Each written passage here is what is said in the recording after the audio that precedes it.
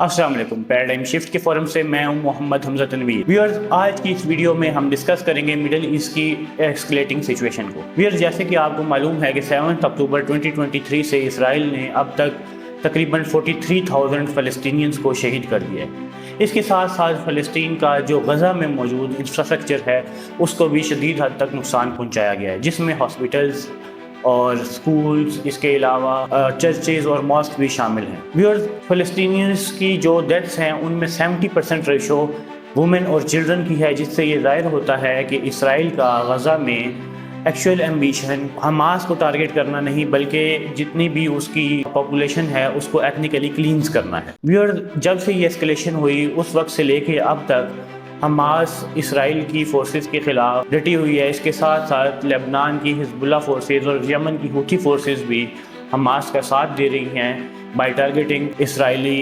Warships and Israeli air bases. Viewers, Hezbollah की इन targeted campaigns की वजह से, इन टारगेटेड ऑपरेशंस की वजह से इसराइल ने लेबनान में हिजबुल्लाह को भी निशाना बनाना शुरू कर दिया। व्यूअर्स, रिसेंटली लेबनान में एक क्राइसिस देखने को मिला जिसमें इसराइली फोर्सेस ने और इसराइली एजेंसीज ने साइबर अटैक्स किए on the members of Hezbollah group by cyber attacking the pagers. Viewers, pager ऐसी डिवाइस थी जिसके जरिए हिजबुल्लाह के मेंबर्स आपस में कोऑर्डिनेट करते थे, लेकिन इसराइली एजेंसीज ने उसके ऊपर साइबर अटैक किया जिसकी वजह से तमाम पेजर्स ब्लास्ट कर गए। उसमें हंड्रेड्स ऑफ लेबनीज पीपल को इंजरीज भी आई और इसके अलावा dozens of Lebanese were killed during these cyber attacks. इसके अलावा इसराइल ने हमास और हिजबुल्लाह के डिफरेंट लीडर्स को भी असैसिनेट किया। उनमें सबसे प्रोमिनेंट फिगर इस्माइल हनिया हैं, जो कि हमास के पॉलिटिकल ब्यूरो के चीफ थे। इसके बाद इसराइल ने हिजबुल्लाह के चीफ, जिनका नाम हसन नसरुल्लाह है, उनको भी टारगेटेड ऑपरेशन में असैसिनेट किया। व्यूअर्स, इन तमाम तर टारगेटेड ऑपरेशन की वजह से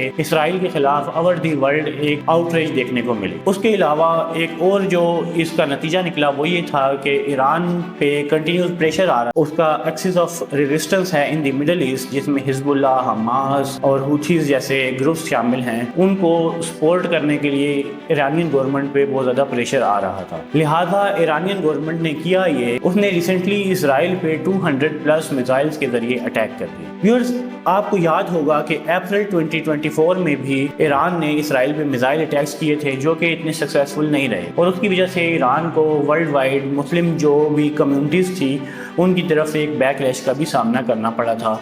और बहुत से लोगों का ये कहना था, बहुत से लोगों का ये मानना था कि ईरान के वो अटैक्स जो थे वो एक फॉल्स अटैक्स थे, एक शैम अटैक्स थे। लेकिन जब रिसेंट अटैक्स किए ईरान ने तो इससे साबित हुआ कि वो अटैक्स भी शैम अटैक्स नहीं थे। उन अटैक्स में ईरान ये जानना चाह रहा था कि इसराइल का आयरन डोम सिस्टम कितना पावरफुल है, और इसके अलावा रीजन में कौन कौन से ऐसे कंट्रीज हैं जो कि ईरान के इसराइल पे अटैक को सबोताज करने में इसराइल की हेल्प कर सकते। व्यूअर्स, अप्रैल के इस अटैक में ईरान ने बखूबी देख लिया कि कौन कौन सी फोर्सेज और कौन कौन से ऐसे कंट्रीज हैं जो ईरान के इसराइल पे किए जाने वाले अटैक को सबोताज कर सकते हैं। इसके अलावा आयरन डोम भी कितना पावरफुल है। लिहाजा उन सारी सिचुएशन को मद्देनजर रखते हुए ईरान ने इस दफ़ा हाइपरसोनिक टेक्नोलॉजी का इस्तेमाल किया और 200+ मिसाइल्स इसराइल पे फायर किए। व्यूअर्स, जैसा कि आपको पता है कि जो मीडिया होता है वो मोस्टली हिपोक्रेसी को सपोर्ट करता है, हिपोक्रेटिकल न्यूज़ स्प्रेड करता है। जिस भी साइड की बायस होती है मीडिया में वो उस साइड के व्यू को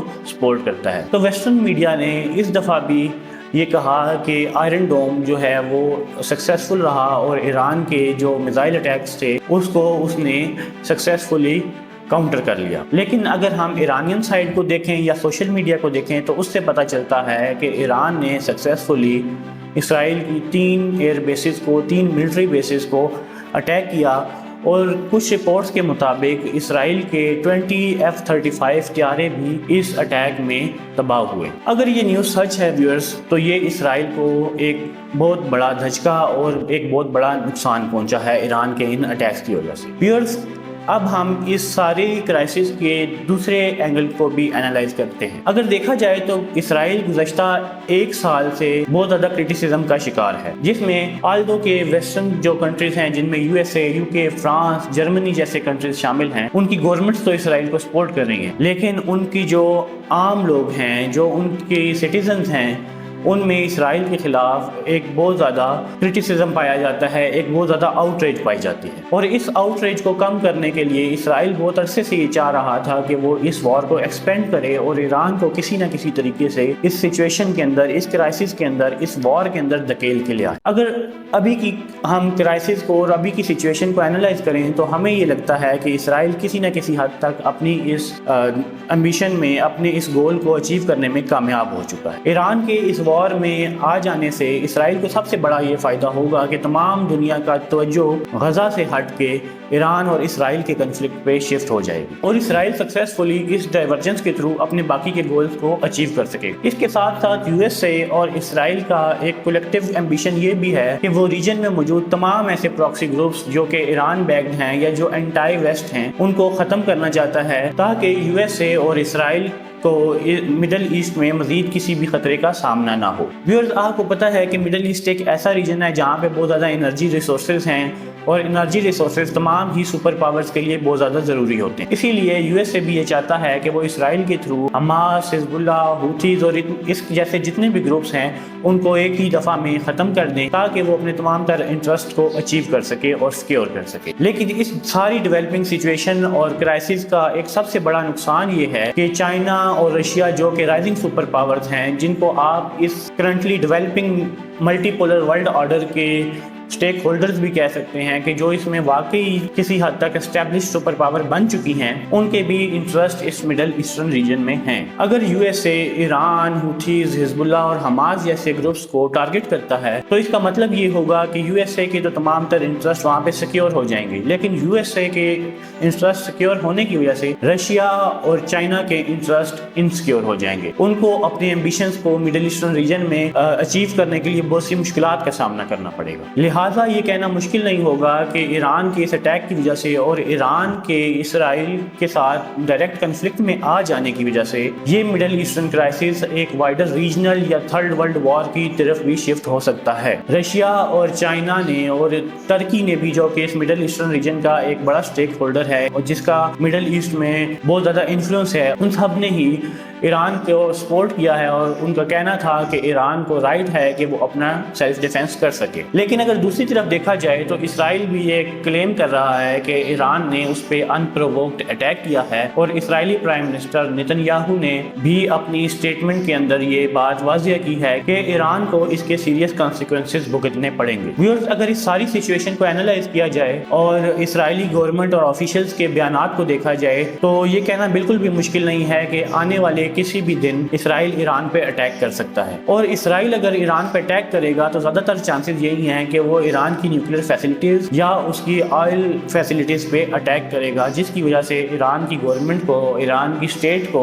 بہت زیادہ ویکنس کا سامنا کرنا پڑے گا۔ لیکن اس ساری سچویشن کی وجہ سے نہ صرف مڈل ایسٹرن کرائسس مزید اسکیلیٹ ہوگا، بلکہ اس کے جو شاکس ہیں وہ ورلڈ وائڈ بھی دیکھنے کو ملیں گے۔ اس کی وجہ سے اوور دی ورلڈ انفلیشن بھی بڑھے گی اور انرجی کرائسس بھی جنریٹ ہوگا۔ لہٰذا یہ کہنا بالکل بھی مشکل نہیں ہے کہ آنے والے دنوں میں Middle Eastern crisis world war 3 میں کنورٹ ہو سکتا ہے، جس میں نہ صرف اسرائیل اور ایران شامل ہوں گے بلکہ دنیا کی 3 بڑی سپر پاورز جن میں یو ایس اے، چائنا اور رشیا شامل ہیں، وہ بھی اس کرائسس کا حصہ ہو سکتی ہیں، اور کسی نہ کسی طرح تمام ہی ورلڈ کو اس کرائسس میں کنٹریبیوٹ کرنا پڑے گا، اور پاکستان اور انڈیا جیسی پاورز جو کہ ساؤتھ ایشیا میں ایک بہت ہی اسٹریٹجک لوکیشن پہ موجود ہیں، ان کو بھی کہیں نہ کہیں ملیٹریلی یا پولیٹیکلی اس میں انوالو ہونا پڑے گا۔ ویورز، ہوپ فلی آپ کو ہماری یہ ویڈیو پسند آئی ہوگی۔ اگر آپ کو ہماری یہ ویڈیو پسند آئی ہے تو اس کو لائک اینڈ شیئر ضرور کیجیے گا۔ اس کے ساتھ ساتھ ہمارے چینل کو بھی لازمی سبسکرائب کیجیے گا۔